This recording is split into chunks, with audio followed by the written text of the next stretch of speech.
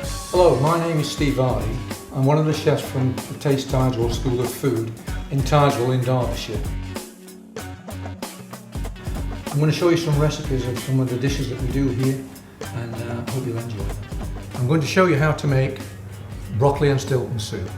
The ingredients for the broccoli soup are obviously broccoli, a little butter, about 50 grams or 2 ounces, 50 grams or 2 ounces of plain flour, half an onion and 2 pints of vegetable stock. It can be made with milk, and if not, it can be finished with cream. First step of the plan is I'm going to get the butter, pop that into a saucepan, and the half an onion I'm going to dice it. That's going to go in with the butter. The broccoli is being washed. So I'm going to take off the stalk, like so. Now there's a lot of waste on broccoli, so I'm just going to trim that off there, that's the end bit.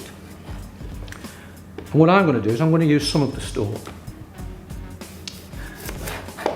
It's very woody on the outside, so I'll need to take that off. But the inner part of the broccoli can also be used for salads. It's quite nice to eat. So it's just to get a little bit more out of your broccoli. The main part of the broccoli just needs to be chopped up. There's about 12 ounces for you. What I'm going to do with that is turn it on a low light. So in there we've got the butter, the onion, the chopped up broccoli. Turn your gas down to a low heat, and we want that to sweat. The whole point of this is not to fry it so that we get any colour at all. It's just to soften the vegetables prior to the soup. And this is a basic for many different kinds of soups.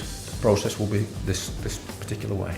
So what we've got now, we've got the broccoli softened down a little bit in the butter with the onion. Now I'm going to add some flour. There's 2 ounces approximately of flour, 50 grams. Add a little at a time initially. This is going to be the thickening agent.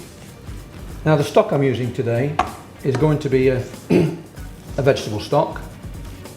You can make your own, but I'm going to use a convenience product today. So we're using a convenience vegetable stock, and we're going to just add a little bit at a time. Once that comes up to boil, I'll leave the lid off and turn it down so it gently simmers. There's our broccoli soup. All we've got to do now is correct the seasoning. So after you've pureed your broccoli soup, now's the time to add some stilton to it. It's a good thing not to add it too soon, because if you add too much, the stilton might cause the soup to split, look as if it's curdled. So I've got a small amount of stilton, which I'm just chopping up. I'm just going to pop that, there's about an ounce there, into the portion of soup, and just bring that gently to a heat so that dissolves in. But we don't want it to boil rapidly, otherwise we could have a problem. Into the bowl. And you could add a little bit, just a few small pieces of stilton, just float them on the top. Like so. And there's your broccoli and stilton soup.